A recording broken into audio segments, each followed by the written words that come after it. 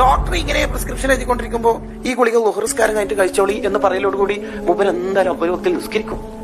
അങ്ങക്കുള്ള ഒരു ദേവത. ആ വാക്കുകൊണ്ട് അയാൾ നിസ്കരിക്കട്ടെ നിസ്കരിക്കാതിരിക്കട്ടെ, നമ്മുടെ നീയത്തിന് നമുക്ക് അള്ളാഹു കൂലി തരുമല്ലോ.